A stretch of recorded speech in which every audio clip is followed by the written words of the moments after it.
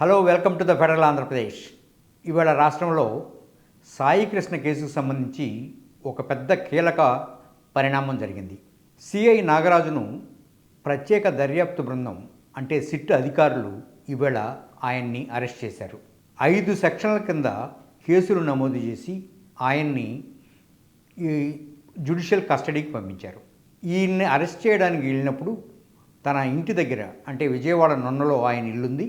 ఆయన ఇంటి దగ్గర ఉద్రిక్తత నెలకొంది. ఆయన్ని అరెస్ట్ చేయవద్దంటూ కొందరు, ఆయన్ను అరెస్ట్ చేసి తీరాల్సిందేనంటూ మరికొందరు అక్కడ ధర్నాలకి రాస్తారోలకు దిగినంత పనిచేశారు. అయితే పోలీసులు ఉద్రిక్తతను సడలింపజేసి నాగరాజును నున్నలోని తన ఇంటి నుంచి అరెస్ట్ చేసి కస్టడీకి తరలించారు.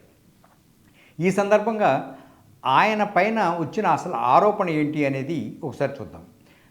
నాగరాజు ఆధ్వర్యంలో కృష్ణలంక పోలీసులు సాయి కృష్ణను మార్కాపురం నుంచి తీసుకువచ్చి ఇక్కడ చిత్రహింసలు పెట్టి ఆయన్ను చంపివేశారు అన్నది ప్రధానమైన ఆరోపణ. దీనిపై పౌర హక్కుల సంఘాలు, విజయవాడ బార్ అసోసియేషన్, అలాగే సాయి కృష్ణ తల్లిదండ్రులు, ఆయన మేనమామలు చేసిన ఆందోళన ఫలితంగా ఈవేళ సాయి కృష్ణ కేసులో నాగరాజుపై హత్యాయత్నం కేసు నమోదైంది.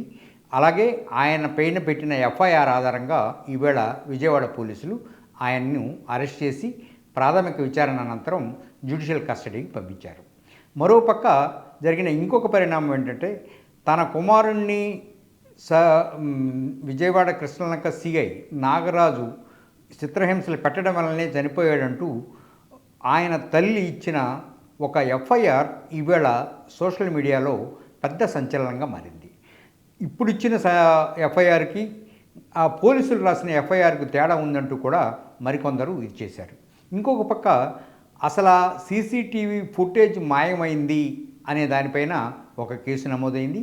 అలాగే ఈ కేసుకు సంబంధించి సిబిఐతో విచారణ జరిపించాలంటూ పౌర హక్కుల సంఘాలు హైకోర్టులో మరో పిటిషన్ దాఖలు చేశాయి. ఈ పిటిషన్ ఏమవుతుంది, రేపు విచారణకు వస్తుందా, అసలు దీన్ని అనుమతిస్తారా లేదా అనేది అది రేపుటి కానీ తెలియదు. ఇవాళకి జరిగిన పరిణామాల్లో ఒకటి సిఐ నాగరాజును అరెస్ట్ చేయడం, 2 ఆయనపై 5 సెక్షన్ల కింద కేసు పెట్టడం, 3 ఆయన సాయి కృష్ణ తల్లి రాసిన లేఖ సామాజిక మీడియాలలో పెద్ద ఎత్తున వైరల్ కావడం అనేది ఈవేళ జరిగిన పరిణామం. ధన్యవాదాలు.